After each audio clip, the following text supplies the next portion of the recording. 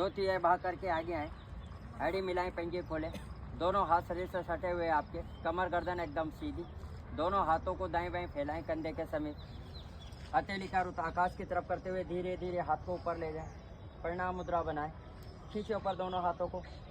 अब यहाँ से दोनों कोहनियाँ मिलाते हुए हृदय मूलगड्ढे पर लगाएं, कोहनियाँ पृथ्वी के समानता, आंखें कोमलता से बंद, पूरा ध्यान आगे चक्कर पर जहाँ बिंदु तिलक लगाते हैं करेंगे सूर्य भगवान का हन मित्र के रूप में। एक बार सुने तो अच्छा दोहराएं।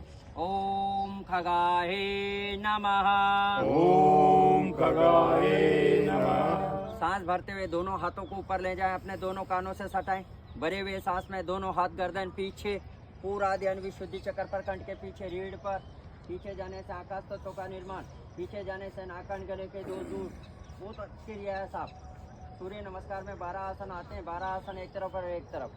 अब दोनों भुजाएं कान से लगने हुए नीचे की तरफ झुके, माथा घुटने से लगाने का प्रयास, घुटना तनिक भी ना मुड़े, पूरा ध्यान मणिपुर चक्र पर, नाभि के पीछे रीढ़ पर। अब सांस भरे एक स्टेप में बायां पैर पीछे, पहले दायां पैर ले गए थे, अब बायां पैर पीछे ले जाएं आप, बाएं पैर का घुटना आसन से एक दो इंच ऊपर, कमर झुकी हुई, सीना आगे, गर्दन ऊपर, ऊपर की तरफ तान के रखे गर्दन को और प्रभाव को देखें।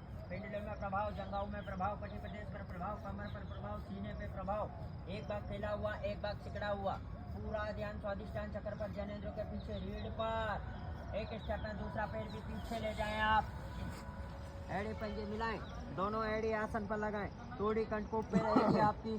इस स्थिति में शरीर दो भागों में विभाजन होने से नितंबों की अतिरिक्त चर्बी दूर, पूरा ध्यान सहस्रार चक्र पर, ब्रह्मरंध्र पर, कपाल पर जहाँ चोटी होती है, पूरा ध्यान वहाँ पर ले जाएं आप। अब यहाँ से दोनों पंजों पर, दोनों हाथों पर भार देते हुए धड़ को आसन के समान तलाएं। अभी घुटने ना टेकें, इससे कंधे पुष्ट होते हैं, कलाइयाँ पुष्ट होती है, मेरुदंड ठीक रहता है। इससे ये पता चलता है अपने अंदर कितनी शक्ति है, कितनी ऊर्जा है। पहले घुटने, फिर छाती, फिर माथा, नाभि भाग ऊपर रहेगा आपका। जैसे ही नाभि भाग ऊपर रहता है तो ब्लड का सर्कुलेशन हृदय की तरफ होता है, तो इससे हृदय स्वस्थ होता है। हृदय से जितनी भी नसें नाड़ियाँ निकलती हैं उनमें ब्लड का भाव होता है, उनकी रुकावट दूर करता है। पूरा ध्यान अनाहत चक्कर पर, हृदय के पीछे रीढ़ पर। कभी ब्लॉकेज नहीं आएंगे, कभी अटैक नहीं होगा, कि इस टाइम चारों ही वाल प्रभाव में आ रहे हैं आपके। माथे को घुमाएं, थोड़ी आसन पर लगाएं, दोनों हाथों पर भार देते हुए धड़ को ऊपर उठाएं, उठाएं ऊपर, एड़ी पंजे मिला के रखें, दोनों पंजे खड़े रहेंगे आपके। प्रभाव को देखें, फेफड़ों में प्रभाव, वाल में प्रभाव, किडनी में प्रभाव, लीवर में प्रभाव, छोटी हाथ, बड़ी हाथ, जिगर, तिल्ली, आमा से सब पार्ट प्रभाव में आ रहे हैं साहब। एक एक अंग की एक्सरसाइज हो रही है आपकी, बस क्रिया मन से करते रहें आप। अब सांस भरें, दोनों पंजों पर, दोनों हाथों पर भार देते हुए धड़ को ऊपर उठाएं, बिना घुटने मोड़े। उसी स्थिति में एड़ी आसन पर लगाने का प्रयास करें आप। अब सांस भरें, एक स्टेप में जो पैर पीछे गया था उस पैर को आगे लाएं आप, लेफ्ट पैर आगे, राइट पैर पीछे, राइट पैर का घुटना आसन से एक दो इंच ऊपर, कमर झुकी हुई, सीना आगे, गर्दन ऊपर।